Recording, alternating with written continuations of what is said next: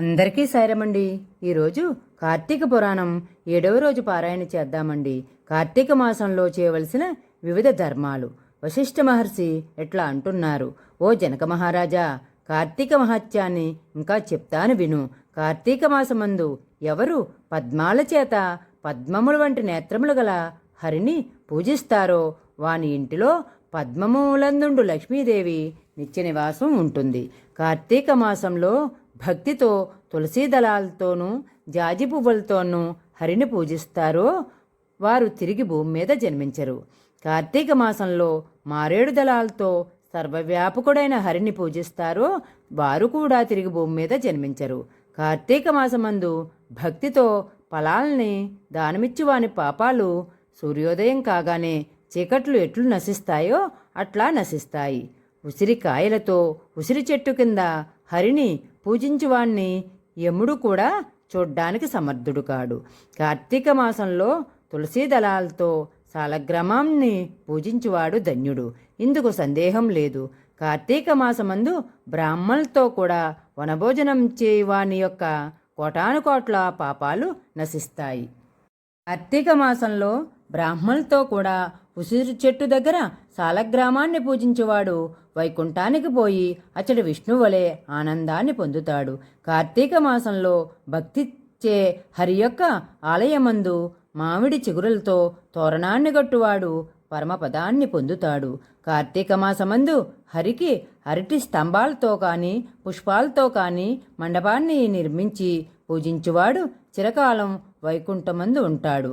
కార్తీక మాసమందు ఒక్క మారైన హరియందు దండ ప్రణామాలు ఆచరించువారు పాప విముక్తులై అశ్వమేధయాగ ఫలాన్ని పొందుతారు.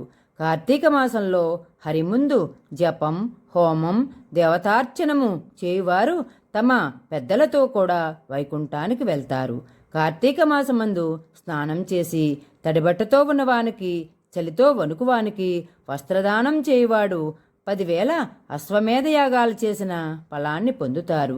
కార్తీక మాసంలో విష్ణువు యొక్క ఆలయ శిఖరమందు ధ్వజారోహణము చేయువాని పాపాలు గాలికి దుమ్ము ఎగిరిపోయినట్లు నశిస్తాయి.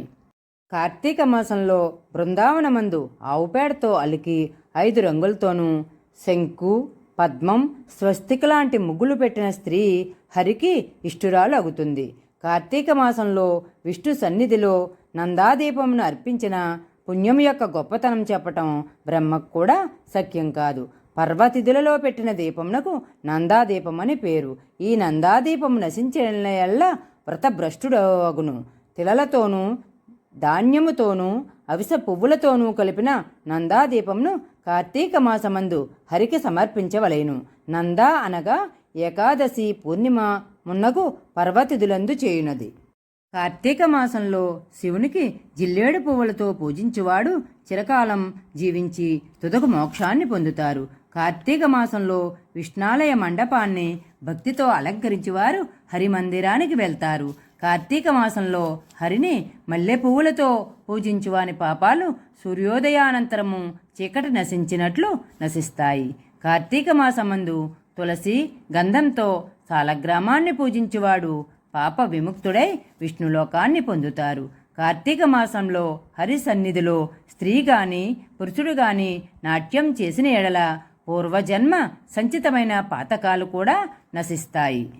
కార్తీక మాసంలో విష్ణాలయం నందు అలంకారం చేయించువాడు కూడా వైకుంఠమందు సాయుధ్యముక్తి పొందుతారు. కార్తీక మాసమందు భక్తితో అన్నదానం ఆచరించువాని పాపాలు పెనుగాలికి మబ్బు వలె విడిపోతాయి. కార్తీక మాసమందు తిలదానం, మహానదీ స్నానం, బ్రహ్మపుత్ర భోజనము, అన్నదానము ఈ 4 సర్మములను చేయవలెను. బ్రహ్మపుత్ర భోజనం అనగా మోదుగు ఆకుల విస్తరిలో భోజనం చేయుట. కార్తీక మాసమందు స్నానము, దానము యథాశక్తిగా చేయనివాడు 100 జన్మములందు కుక్కగా పుట్టి తరువాత చండాలుడగును. స్త్రీ కాని పురుషుడు కాని కార్తీక వ్రతం ఆచరించిన వారు ముందు గాడిదగా జన్మించి తరువాత 100 మారులు కుక్కగా జన్మించుదురు. కార్తీక మాసమందు కడిమ అంటే కదంబ పువ్వులతో హరిని పూజించువాడు సూర్యమండలంను భేదించుకొని స్వర్గమునకు పోవును. మొగలి పువ్వులతో భక్తితో హరిని పూజించువాడు 7 జన్మలందు వేదాంగ పారంగతుడైన బ్రాహ్మణుడుగా జన్మించును. పద్మములతో హరిని పూజించువాడు సూర్యమండలమందు చిరకాలము నివసించును. తాను స్వయముగా అవిసె పువ్వుల మాలను ధరించి తరువాత హరిని అవిసె పువ్వుల మాలికతో పూజించువాడు స్వర్గాధిపతి అగును.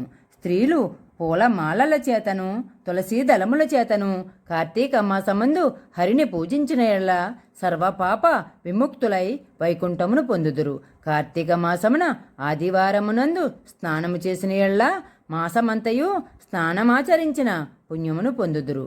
శుద్ధ పాడ్యము నాడు, పూర్ణిమ నాడు, అమావాస్య నాడు ఈ 3 రోజులు ప్రాతఃస్నానము చేసిన ఎడల అసక్తునకు కూడా మాసస్నాన ఫలము వచ్చును. అందుకు శక్తి చాలనిచో 4 రోజులు తప్పకుండా మాస మహాత్యమును వినినట్లయితే స్నాన ఫలము కలిగి పాపములు నశించును. దీపములను చూచి ఆనందము పొందువాని పాపములు నిశ్చయముగా నశించును. ఇతరులకు హరిపూజ కొరకు మనోవాక్కాయముల చేత సహాయము చేయువాడు స్వర్గమును పొందును. భక్తితో గంధ పుష్ప ధూప దీపాదుల చేత హరిని పూజించువాడు వైకుంఠమును పొందును.